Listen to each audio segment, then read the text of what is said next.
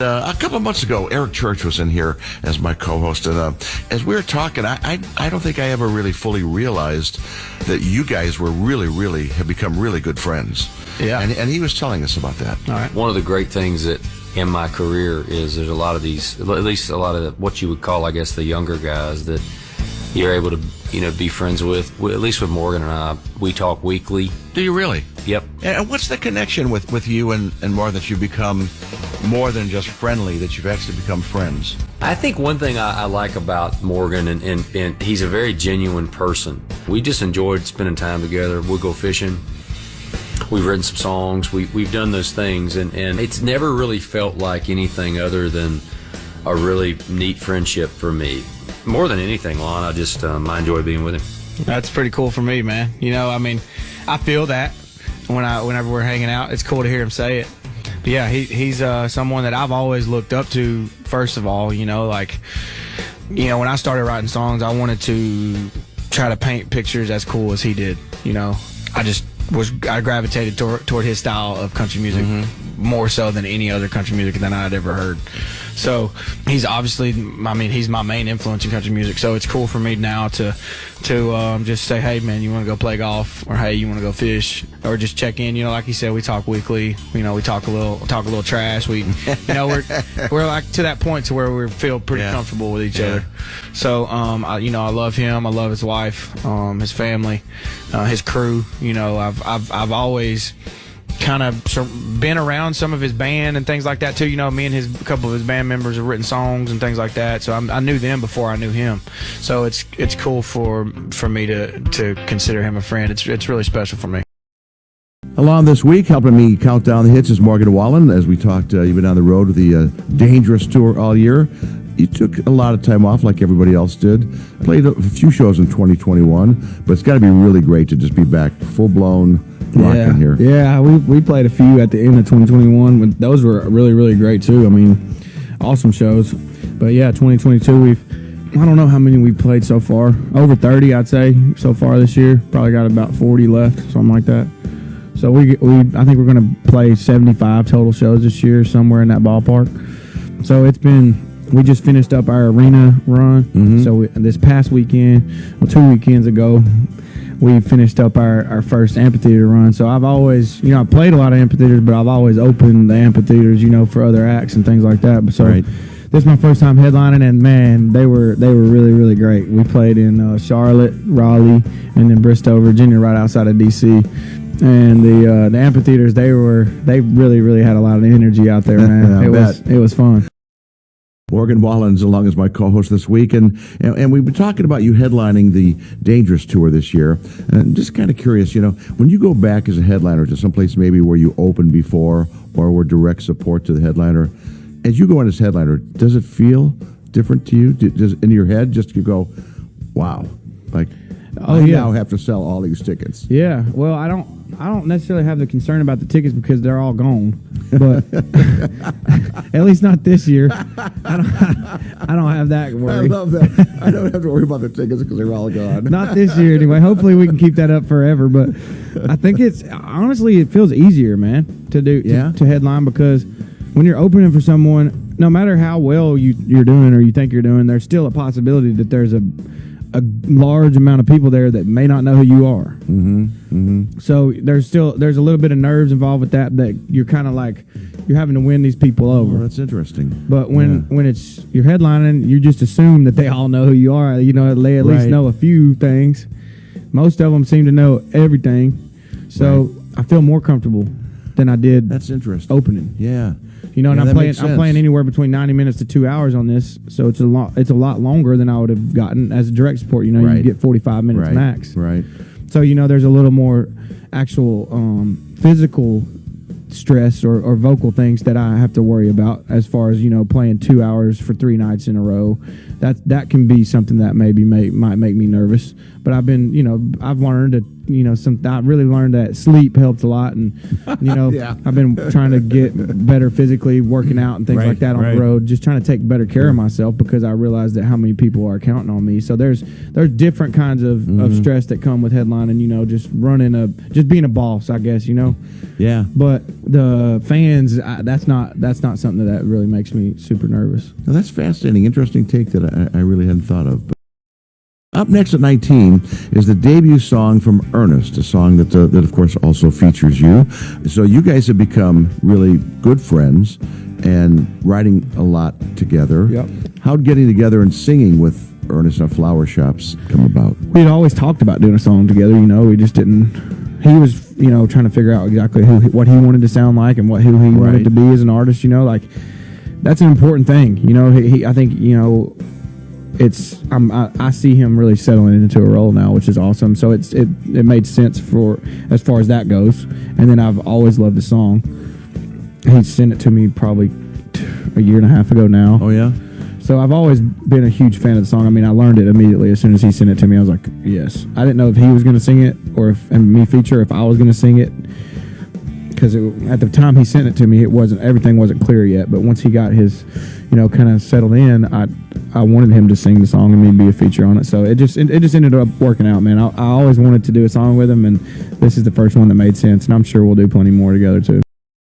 The two of you guys have written a bunch of songs together. Yeah, so we've been writing basically since we met. We didn't write as much as at the beginning, because we were just on different doing different things. But over the past few years, we started writing a lot together. I just really, I don't get to write as much as I used to, so at least not with people. So whenever I do, I just want to know that I'm going to enjoy it. Right. And that I'm going to be proud of what happens with it, and so I just got a select group of people that I like to write with, and he's one of them. And he's, if I'm going to write a song with somebody, he's my number one person I'm going to call. We're here counting down the hits this week with my co-host Morgan Wallen, and we've been talking about playing arenas and amphitheaters, but you do have a stadium show coming up this fall in Arlington. Yeah, man, I'm excited about that. That'll be my first time headlining the stadium.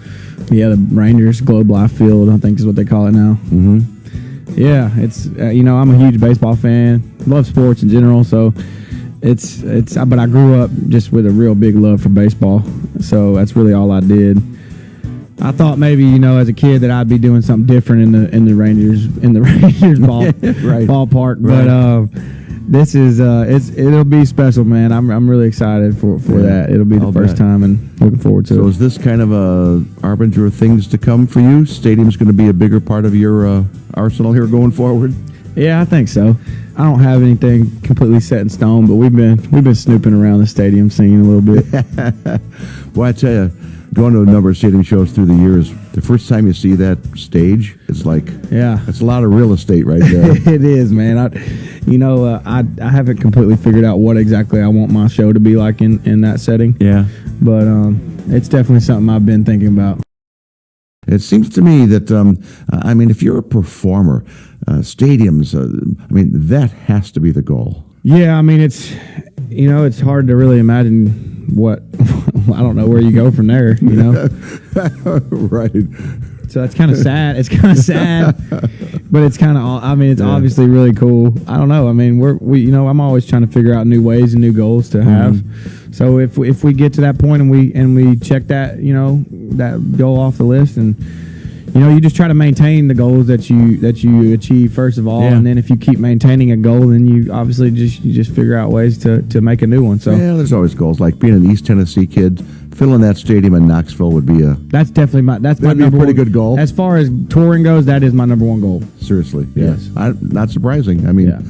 Because that's what 100. I think it's 102,000 now, depending on how you do the stage. Yeah, that'd be pretty. But yes, that is. There you go. There's always a goal. That's my number one goal for sure. Morgan Wallen along as my co-host this week. We talked earlier that you sold out 3 shows here in Nashville last March, and every night there was a different special guest. And up next at 14 is one of the guys who joined you on stage. That, of course, Thomas Rhett. Yep. You guys sang "Whiskey My Way." Thomas wrote it, but it's on your Dangerous album. Yeah, man.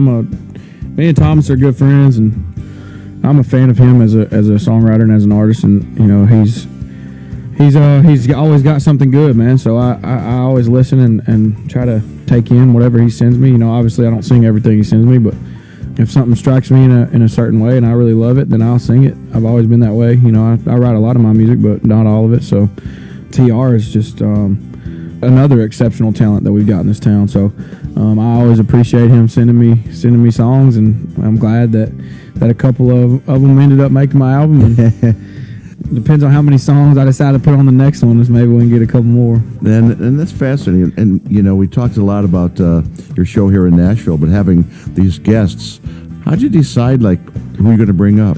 I think I just tried to bring my friends. You know, I mean, people that I'm the closest with on the road, or people that have done things for me in the past. You know, whether Jason, you know, taking me on tour with him. TR, obviously being a part of my album, someone who's I'm a friend with, someone I really respect. Eric, obvious reasons, you know. So it just kind of made sense, man. Up next is somebody that you wanted to talk about, and that is Kane Brown. Yeah, man. Me and Kane I've been knowing Kane. I opened for him in Raleigh, North Carolina, actually. I can't remember what that place is called. For the first time, some like a club, you know. Was that before you guys had record deals, or? No, we both had them. You'd had deals? We both had them, but it was really, really early on in our career. So I've been knowing Kane for some years now, and he's somebody, you know, that's inspired me as far as just the way that he's handled his life. You know, I noticed that he was starting to take care of his body and, you know, trying to be more just, I don't know, healthy. And you know, I didn't, before this year, I didn't really think about that or think it was important. And then, you know, I had a son. I started thinking, man, you know, I need to make sure I'm in good shape for him. And then I started, you know, wanting to be better on stage, and started, you know, so Kane, you know, Kane really inspired me with that, and with his work ethic and the way that he was handling himself. We don't talk that much, but when we do, we always have a good time. I'll bet. So yeah, he's somebody that I appreciate as well. I almost hate to ask this, but you know this town. It's always what's next, right? I mean, Dangerous is it's just been such a monstrous success-wise. It's double album, so many songs. But did this allow you to pause for a little bit in the creative process or the writing process, or are you starting to think about what's next? I mean, man, I've already probably got 12 songs finished. Really? Recorded, maybe more. And then I got 30, 40 that I'm going to have to pick through to decide. So at this point, I'm just trying to beat what we got. I'm confident in whatever I do next already. So whenever the time comes that we feel like there's it's time to put out more music, then I'm pretty confident. So I just spend, every time I decide to write a song or whatever, you know, I kind of listen through what we got, try to figure out what I think we don't have, try to hone in on that. But overall, I feel pretty comfortable, which is good for me. I don't feel stressed or rushed or try to do anything different. Yeah. I feel pretty free creatively. So if, you know, whenever I'm feeling it is that's when I create. So I've got a lot of other things going on, you know, so I don't always have time to do that. So I got this tour, I got my son, I got all these things going on. So I'm really thankful that I've already spent some time doing that. Yeah, because I wondered about that, because I mean, Dangerous spent more than a couple of months at number one. And you always wonder, well, how does that change somebody's outlook, approach to that next music? Not necessarily just next album, but just what the music that comes after, because it's like, well, you set that mark, right? No doubt. The bar is set pretty high. Yeah. You know, I haven't really thought too much about it, you know, like, so as far as... I'm sorry I brought it up. No. I just mean like actual strategy. Yeah. Of course I've thought about that, but I haven't thought actual strategy of, you know, how do we maneuver that, because it is such a high bar and it's still achieving really high numbers. So it's like, what is this thing going to end up being, you know? I mean, and how do we do it again? I don't know, man. I didn't think about that too much with Dangerous. I'm just going to keep doing what I've been doing, and hopefully people keep receiving it the way they are. There you go. Morgan Wallen is giving me a hand counting down hits this week, and you were just telling me during the song there that you've had a chance to write with Miranda. Yeah, so I had a song that I was working on, just the beginning of it, and I knew it was going to be for my mom. I didn't necessarily know exactly the angle or whatever, you know, but I had the "What's going on, mama?" and all that stuff at the beginning, and I just wanted a woman and to get their perspective, you know, and I just told them, you know, like, hey, this is what I got right here. Can can y'all help me? I need probably some woman perspective. And they really, they helped me tremendously. Miranda just doing her, her Miranda just speaking the way she does. Just she always says something cool, and it's real. Miranda is one of the most real people that I've met in this town. So, and I've always been a fan of hers, even before I moved here. And then just meeting her and seeing, I was like, yeah, this, she's exactly who I thought she would be. Yeah. Except cooler than I even thought she would be. And a bit ago, we were talking about just this friendship that you have built with Eric Church. And when Eric was in here, I asked him also if maybe he gave you any advice. I just told him to, listen, you got to keep it about the music. And I did a thing with Morgan. I did tell him this, and I think he'll be okay with this. I mean, there's a lot of people that say, hey, keep it between the lines. But I know Morgan well enough. I said, screw the lines. I said, keep it between the buoys. I said, lines are too tight on you. I said, let's do buoys. Let's, you get a little room to play here, but let's not get past the buoys. And he's doing very well, and I'm proud of how he's doing. And I'm mainly more respective of his genuineness than anything else. And I think anybody spends any time with Morgan, that's what you're going to get. You're going to get a genuine person. I appreciate that more than anything. Yeah, I think he knows that I'd at least burn myself with the lines, Buoys. I like the buoys. I said, all right, I can live with that. I thought that was pretty cool. Yeah. Him telling me that. But yeah, man, I appreciate all his compliments and the things he has to say about me. I think he's been a really, really influential and just great friend to me, man. Yeah. So I am more than appreciative of him. And you can hear that in his voice when he's talking about you and talking about knowing your heart. And, it's just, that's all that really matters to me. And that's all that should matter to anybody, right? Yeah, I agree, man. And that's something that, you can't control everything in the world, but you can't control that. And that's something that I've been trying to focus on. Leave it to Eric. The buoys. I love that. We've been talking about headlining your Dangerous tour, but among the other things you're going to be doing is playing Seven Peaks Festival, Labor Day weekend, hosted by Dierks Bentley. Man, Dierks is a really, really good guy, man. He's been a huge blessing to me. We played a fundraiser for the flood, the Humphreys County flood. And I got the show together in like 7 or 8 days, and Dierks was one of the first people I called, and he was immediately in. He's just that kind of guy. Yep. So it was a no-brainer for me to go play his. So I'm looking forward to it, man. I've heard it's beautiful, the setting of the show out there in Colorado. He's kind of like the mountain man anyway. So yeah, that's his spot, and that's his festival, and I'm looking forward to it, man. I'm really just looking forward to the whole atmosphere and being a part of it. I appreciate him asking me. I'm glad you were saying before you get into good shape, because it's, that altitude, the breath, right? Yeah, we played in Denver. I was talking a little bit about that. I'm feeling pretty good physically, so it didn't bother me. But I think if it had maybe been 6 or 8 months ago, it might have affected me a little differently. We now come to your song at number 3, and you've posted a bunch of different videos for this song. There is one, though, that at least purports you singing it maybe the first time or whatever, where you got pretty emotional. Yeah, man. I mean, this song is like, it always makes me feel some things, that all songs don't feel. It just hits me in a deep spot. Whether I'm singing it for the first time, whether I'm singing it for the 100th time, it seems like I can always go to a place to where I can feel the hurt that I was feeling when I was writing it. I was going to say, this song, it sounds like it really is a little personal.